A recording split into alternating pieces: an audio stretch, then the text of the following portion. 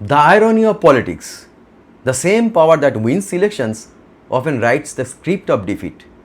হ্যাঁ, এটাই রাজনীতির পরিহাস। যে ক্ষমতা উত্থানের গৌরবগাথা লেখে, শেষ পর্যন্ত সেই ক্ষমতাই পতনের গল্পও লেখে। 2011 সালের কথা মনে আছে? 34 বছরের বাম শাসনের অবসান ঘটেছিল। সেদিনও এভাবেই লাল দুর্গ ভেঙে পড়েছিল তৃণমূল ঝড়ে। রাজ্যবাসী রায় দিয়েছিলেন পরিবর্তনের পক্ষে। মানুষ অগাধ আস্থা রেখেছিলেন তৃণমূল নেত্রী মমতা বন্দ্যোপাধ্যায়ের ওপর। আর আজ 2016 সালের 4 মে, 15 বছর পর ইতিহাস ঠিক একই ছবি আঁকল, শুধু চরিত্রগুলো বদলে গেল। যে মমতা একদিন বামেদের সরিয়ে ক্ষমতায় এসেছিলেন, আজ সেই মমতাকেই সরিয়ে দিল বাংলার মানুষ।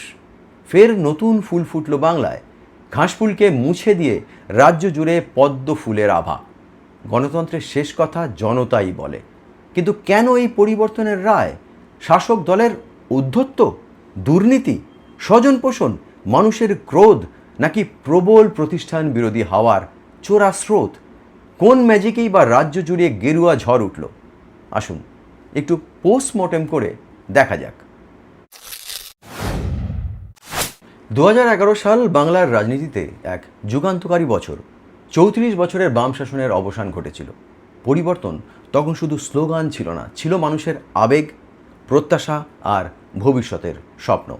সেই ঢেউয়ে ভেসেই ক্ষমতায় আসে তৃণমূল, আর তার মুখ ছিলেন স্বয়ং মমতা বন্দ্যোপাধ্যায়।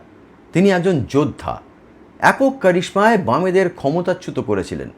মমতার কাছে প্রত্যাশা ছিল অনেক, কারণ তিনিই ছিলেন কাণ্ডারি। কিন্তু রাজনীতির ইতিহাস বড় নিষ্ঠুর। ক্ষমতা কখনো স্থায়ী নয়। 15 বছর পর বাংলার মানুষ আবার এক নতুন রায় দিল। এবার পরিবর্তনের ঢেউ উল্টো দিকে। যে তৃণমূল একদিন বাম দুর্গ ভেঙেছিল, আজ সেই দলই নিজের তৈরি কাঠামোর ভারে নুয়ে পড়ল। আর সেই জায়গায় উঠে এলো বিজেপি। 2011 সালের নির্বাচনে অমিত শাহ বলেছিলেন, আপ কি বার 200 পার। না, সেবার হয়নি, কিন্তু 5 বছর পর হলো। মানুষ ছাপ্পড় ফাড়কে ভোট দিয়েছে গেরুয়া শিবিরকে। 38% ভোট পাওয়া বিজেপি এবার এক লাফে 46% পৌঁছে গিয়েছে। যদিও সঠিক পরিসংখ্যানটা এখনও হাতে পায়নি, ইলেকশন কমিশন থেকে ধীরে ধীরে পুরো পরিসংখ্যান পাওয়া যাবে। কিন্তু প্রশ্নটা এখানেই যে বাংলার মানুষ কেন প্রত্যাখ্যান করলেন মমতাকে? যে তৃণমূল 2021 সালে 48% ভোট পেয়েছিল, তারা এবার পেল 41% ভোট। কেন? প্রথম কারণ হলো অ্যান্টি ইনকামবেন্সি। দীর্ঘদিন ক্ষমতায় থাকলে একটা ক্লান্তি তৈরি হয়। আর সত্যি কথা বলতে কি, 15 বছরের মধ্যে উল্লেখযোগ্য কোনো কাজ শাসক দল করতে পারেনি। কর্মসংস্থান নেই, বড় কোনো শিল্প আসেনি, তার উপর একের পর এক দুর্নীতির অভিযোগ উঠেছে তৃণমূল সরকারের বিরুদ্ধে। মানুষ এই সরকারের উপর তিতিবিরক্ত হয়ে উঠেছিলেন। এই মনোভাবই রাজ্যে পালা বদলের বড় ভূমিকা নিয়েছে। এক্ষেত্রে বিজেপির যে খুব সাফল্য আছে ঠিক তা নয়, বরং মানুষ ক্রুদ্ধ হয়ে বিকল্প শক্তি হিসেবে বিজেপিকে বেছে নিয়েছে। দ্বিতীয় কারণ হলো তৃণমূলের উপরতলার নেতা থেকে নিচুতলার কর্মীদের ঔদ্ধত্য। দীর্ঘদিন ক্ষমতায় থাকার ফলে তারা ধরাকে সরা জ্ঞান করতে শুরু করেছিলেন। তৃণমূলের বিরুদ্ধে সবচেয়ে বড় অভিযোগ ছিল নিচুতলার নেতৃত্বের আচরণ। পুরসভা, ব্লক থেকে পঞ্চায়েত, সব জায়গায় দলীয় প্রভাব এতটাই বেড়ে গিয়েছিল যে সাধারণ মানুষ মনে করতে শুরু করেছিল প্রশাসন আর নিরপেক্ষ নেই। সরকারি পরিষেবা ও সুযোগ সুবিধা পেতে হলে তৃণমূলে নাম লেখাতে হবে, না হলে কপালে জুটবে লাঞ্ছনা, অত্যাচার। এই ধারণা মানুষের মধ্যে তৃণমূলের বিরুদ্ধে ক্ষোভ তৈরি করে দিয়েছিল। তৃতীয় কারণ হলো দুর্নীতি। শিক্ষক নিয়োগ কেলেঙ্কারি এই নির্বাচনের গেম চেঞ্জার। হাজার হাজার যুবক যুবতীর স্বপ্ন যেখানে ভেঙে যায়, সেখানে ক্ষোভ শুধু রাজনৈতিক থাকে না, ব্যক্তিগত হয়ে ওঠে। চাকরি না পাওয়ার হতাশা আর দুর্নীতির অভিযোগ, এই দুই মিলে তৃণমূলের ভাবমূর্তিতে বড় ধাক্কা দেয়। এর সঙ্গে যোগ হয়েছিল বালি চুরি, কয়লা কাণ্ড, গরু পাচার কাণ্ড, নেতা মন্ত্রীদের বাড়ি থেকে রাশি রাশি টাকা উদ্ধার।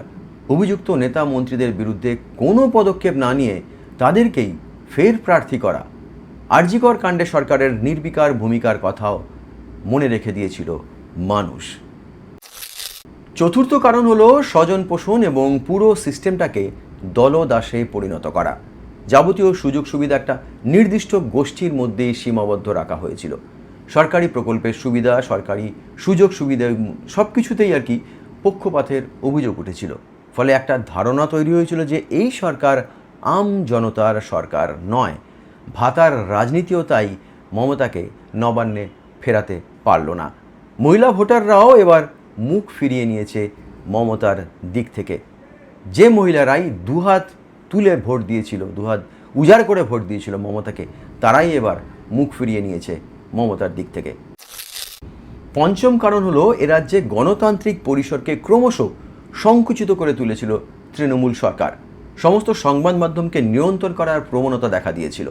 সরকারের সমালোচনা করলেই তার বিরুদ্ধে বা তাদের বিরুদ্ধে ভুয়ো মামলা করে হেনস্থা করা হতে শুরু করেছিল। খেলাধুলার ময়দান থেকে শিক্ষা, স্বাস্থ্য, সংস্কৃতি সব ক্ষেত্রের রাজনীতিকরণ, এগুলো মানুষ ভালোভাবে নেয়নি। এবার আসি বিজেপির প্রসঙ্গে, মানে বিজেপির দিকটা একটু তুলে ধরতে হয়। শুধু তৃণমূলের ভুলে কিন্তু বিজেপি জেতেনি, এটা অর্ধসত্য। বিজেপি নিজের জায়গা তৈরি করেছে পরিকল্পনা করে। বুথ স্তরে সংগঠন, কেন্দ্রীয় নেতৃত্বের আগ্রাসী প্রচার আর পরিবর্তনের বিকল্প হিসেবে নিজেদের যোগ্যভাবে তুলে ধরা, এই তিনটে ফ্যাক্টর খুব গুরুত্বপূর্ণ ছিল এবারের নির্বাচনে বিজেপির পক্ষে। বিশেষ করে তৃণমূল বিরোধী ভোটকে একত্রিত করা, এটাই ছিল বিজেপির সবচেয়ে বড় কৌশলগত সাফল্য। আগে যে ভোটগুলো ছড়িয়ে থাকতো, এবার সেগুলো একদিকে কনসলিডেট হয়েছে।